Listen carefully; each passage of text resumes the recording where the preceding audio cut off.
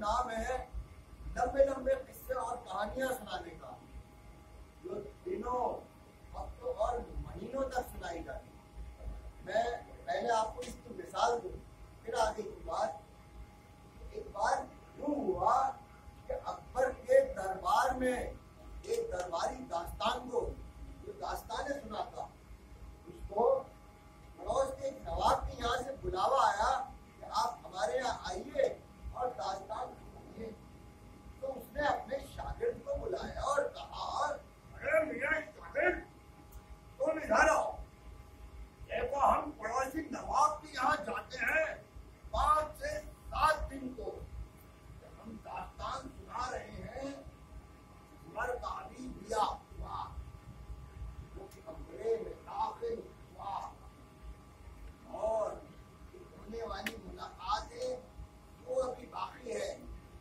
उमर का हाथ अभी पर्दे पे है। हम 5 से 7 रोज में आते हैं, उनको मुलाकात बचा कर रखना, दरबार में रोज दास्तान सुनाना। वो दास्तान वो तो गए दूसरे नवाब के पास, और इधर ये दास्तान 5 दिन तक दरबार में सुनाते रहे। 5 दिन बाद दास्तान को उस्ताद वापिस लौटे, शागिर्द को बुलाया और शागिर्द से पूछा, अरे मेरा शागिर्द, 5 दिन तक तुमने दास्तान सुनाई, तुम्हारी तो वाह हमने कहाँ तक सुनी। अरे भाई, वो जो होने वाली मुलाकात थी हो गई क्या? तो शागिर्द ने कहा, नहीं हजूर, मैं तो उनको सुनाता रहा कि जो कुंवर कमरे में दाखिल हुआ, वो दुल्हन का शर्माना, वो जिताना, वो पर्दे, वो खाली, वो फूटे, बस 5 दिन तक यही चला। मुलाकात की बात तो आप सुनाएंगे। और दास्तान इस तरह बनती है जो महीनों सालों चलती है। उसकी छोटी सी मिसाल आपको देता हूँ कि उस्ताद, मैंने तो यूं कहा कि जब कुंवर कमरे में दाखिल हुआ, उसने राजकुमारी की जो नीली नीली आंखें देखी कि हाजरीन, नीली आंखें ऐसी जैसे हिरात वादियों की नीली झील, की बड़ी झील जो दुनिया में मशहूर है। अजू झील का किस्सा आपको क्या सुनाए कि उसमें जल परियां रहती थी। जल परियों की जो दास्तानें वहां से शुरू हुई कि उस झील में एक जल परी बेहद खूबसूरत, और जब वो गाती तो लोग गाने में मशहूर हो जाते, डूब जाते। तो हिरात के राजा को एक बार पता चला कि हमारी झील में वो जल परी है जो बेहद खूबसूरत है। हिरात का राजा वहां पहुंचा, पूछा, ये क्या किस्सा है? हमारी झील में कहां से आई, कैसे आई? उसने कहा, दास्तान तो बड़ी लंबी है, मगर मुख्तसर बताती हूँ कि मेरा शौहर जो एक राजा था, उसको एक दूत ने शाप दिया। वो देव बना और मैं मछली। तो वो कभी कभी मुझसे मिलने आता है, हम तो शापित हैं। अच्छा, वो भला कैसे हुआ? सामाइन माप पे वो जल मछली अपनी दास्तान सुनाती है जो दिनों, महीनों और सालों सुनाई जा सकती है। अच्छा, तो हम उस एक को शाप दिया, हम उसे मारेंगे तो तुम शाप से आजाद होगी। अजी नहीं हजूर, आप उसे नहीं जानते जिसने शाप दिया। अजी उसके किस्से तो ये मशहूर है कि एक बार ये हुआ, वो हुआ और वो हुआ। फिर यहाँ से दास्तान शुरू हुई। तो दास्तान फिर जब लौट के आती है, अजी मैं तो बस आपसे राजकुमारी की तारीफ कर रहा था, तो हिरात हो गया। तो दास्तान इस तरह बनने शुरू हुई थी जो महीनों तक और सालों तक चलती है। और एक दास्तान को खूबी यही होती है कि वो दास्तानें पैदा करता रहता है, बनाता रहता है, बाद में से बात निकालता है। तो ये तो मुख्तसर का दास्तान गोई का तारुफ। अब दास्तान गोई के मुताबिक एक छोटा सा आपको वाक़या सुना दूं, फिर बात खत्म करूंगा अपनी। ये वो फन है, ये वो हुनर है, ये वो आर्ट है जिसको आज भी जब दूसरे मुल्क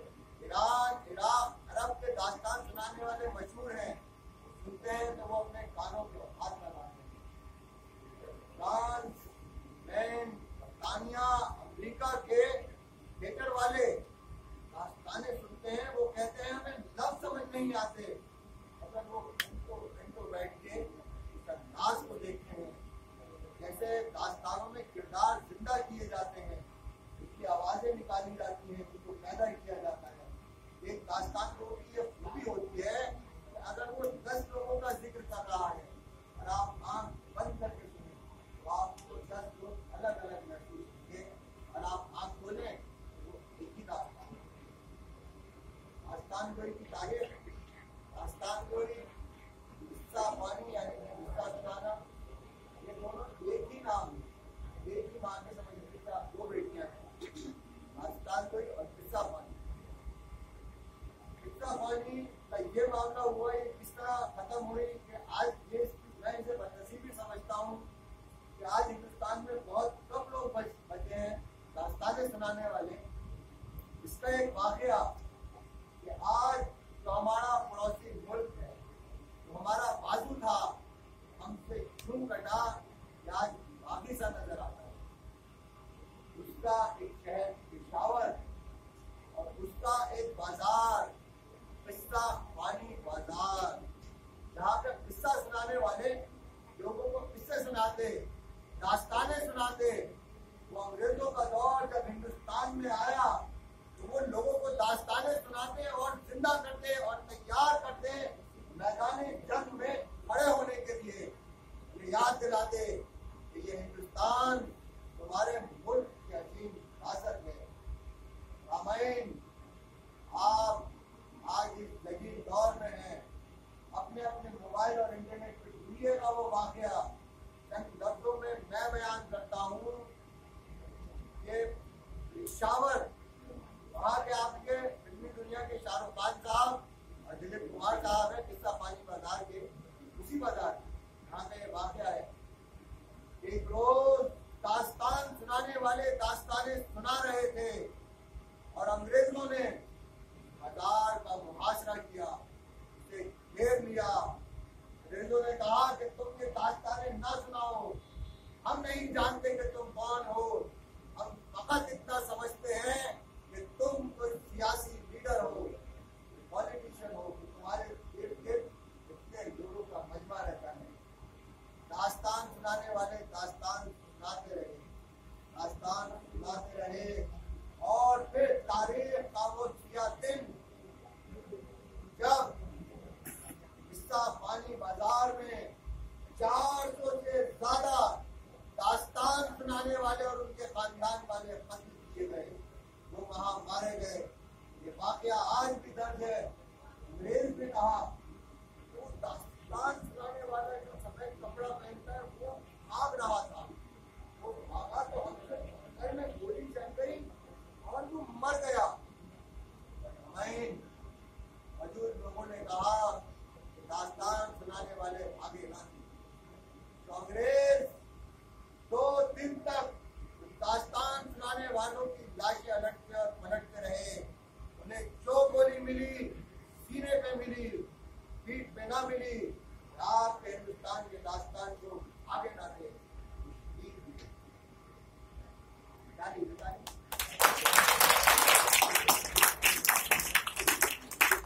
और फिर यूं हुआ कि हिंदुस्तान में दास्तान सुनाने वाले अंग्रेजों के जरिए कत्ल होते रहे, खत्म किए जाते रहे। दास्तान दिल्ली के दरबार में हजारों दास्तान को कत्ल किए गए। फकत हिंदुस्तान में रामपुर और लखनऊ 2 जगह बची थी जहाँ लखनऊ में वाजिद अली शाह के दौर तक दास्तान को बचे खत्म हो गए। आज हम चंद लोग हैं दोबारा इस फन के लिए मेहनत कर रहे हैं, लोगों तक पहुँचा रहे हैं, और कोशिश है कि आप हिंदुस्तान की अजीम विरासत को जाने। ये दास्तानें सिर्फ इश्क और मोहब्बत की नहीं है, ये दास्तानें सिर्फ इश्क और अकेली का था कि खत्म करते हैं।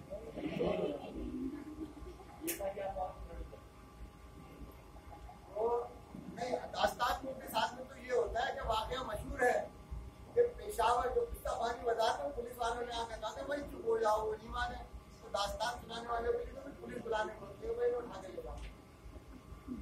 इस दरबार में वो खत्म होते गए और दास्तानें सिर्फ मोहब्बत और इश्क की नहीं, दास्तानें आपके हिंदुस्तान की अजीम विरासत की, आपकी तारीख है इसके अंदर वो गर्व है, वो गौरव है कि आप महसूस करें, आप घराने, राजा विक्रमादित्य की दास्तान है, कृष्ण की दास्तान, नरसिंह की दास्तान, एपीजे अब्दुल कलाम की दास्तान, गांधी की दास्तान, फतेह की दास्तान, तकसीम हिंद की दास्तान, वो दास्तानों के खजाने हैं कि इंसान सुने तो हैरत करता है।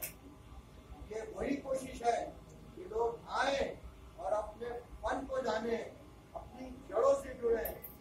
आज जो आप इस फिल्म फेस्टिवल में हैं, फिल्मों से पहले थिएटर था और थिएटर से पहले दास्तान गोई, किस्सा-ख्वानी, कथावाचन।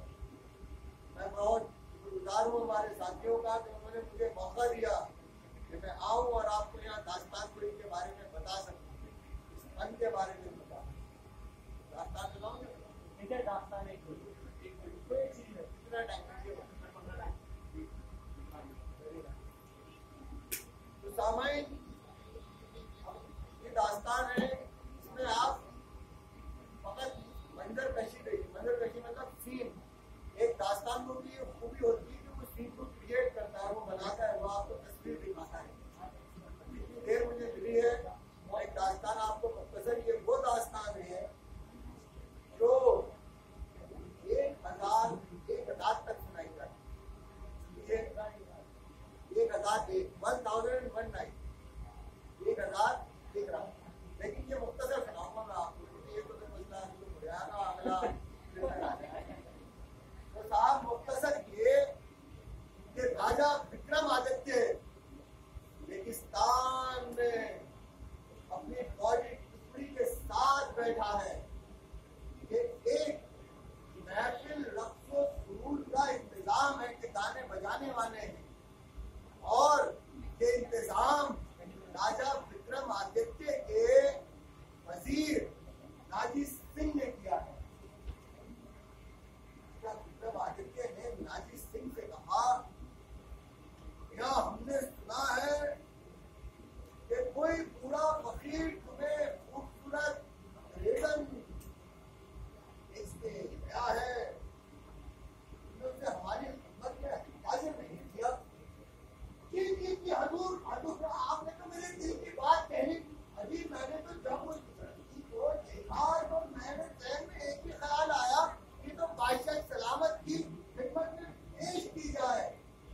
हजूर आप तक सही बात पहुंची, बस वो आती है, वो अपना रक्स आज आपको दिखाएगी। बस रक्स क्या, वो तो इबादत है। और चंद लम्हों बाद रेगिस्तान तो रात और वो चांद चमकता हुआ, जिसमें हर चीज साफ और शफाफ नजर आए, और वो हल्की हल्की मौसमी का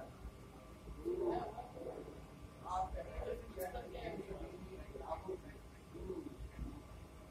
वो एक अप्सरा सामने से चलती हुई आई। उसका लिबास ऐसा कि उसके जिस्म की बनावट साफ मालूम होती थी। वो आके खड़ी हुई, उसने अपनी चादर उतारी, बेहद खूबसूरत रंग, सुनहरे बाल,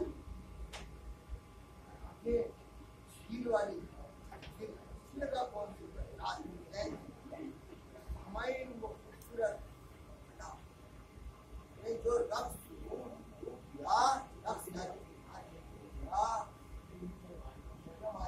देखता रह गया, और उसने कहा कि मियां नाजी सिंह, तुम इसे रात में हमारे खेमे तक पहुंचाओ। भैया आखिर बादशाह है, मेरा मकसद तो कामयाब हो गया। सामान्य दास्तान ध्यान से सुनिएगा कि दास्तान खुलती कैसे, इसका रंग कैसे बदलता है। नाजी सिंह तो खुश हुआ, मैं तो अपने मकसद में कामयाब हो गया। और वो अंग्रेजन लड़की, उसका नाम ऐना, उसने नाच शुरू किया, अपनी आस्तीनें उतारी, अपने जिस्म से धीरे धीरे अपना लिबास उतारा, और राजा विक्रम उसके नशे में गिरफ्तार हो। मजलिस से उठा और उसने कहा कि इस अप्सरा को मेरे खेमे में भेजो। वो आया और खेमे के बाहर खड़ा हुआ। दरबानो, जाओ दूर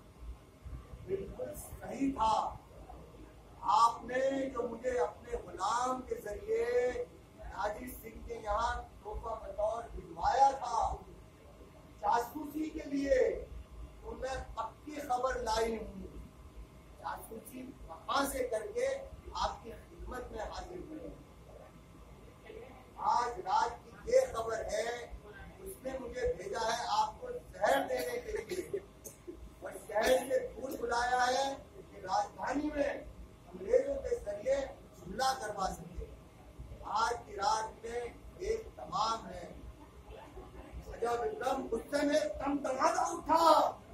वो नाजी सिंह हमारे टुकड़ों में पलने वाला, हमारी मौत का सबब बनेगा, हमारे जरिए हमें जहर फैलेगा, हमें इसका हरगिज़ अंदाजा न था।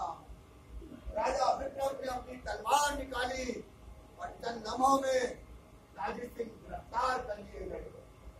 राजा विक्रम नाजी को गिरफ्तार करके जैसे ही अपनी राजधानी की तरफ चले तो उन्हें ऐना खड़ी मिली। ऐना के हाथ में जो छुरी थी उसका आधा टुकड़ा तोड़ के उसने राजा विक्रम के हाथ में। राजा विक्रम इस बात को समझ ना पाए, टुकड़े को अपने सर में रखा और राजधानी की तरफ रवाना हुए।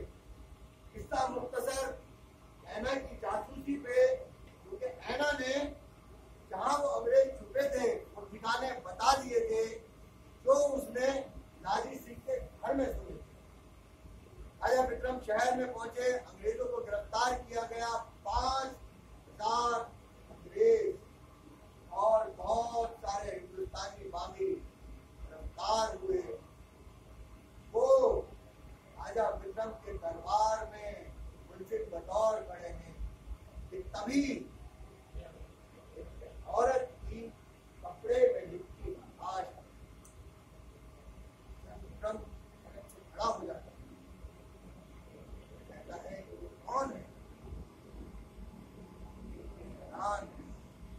ये तो ऐना है जिसका रंग नीला पड़ चुका है।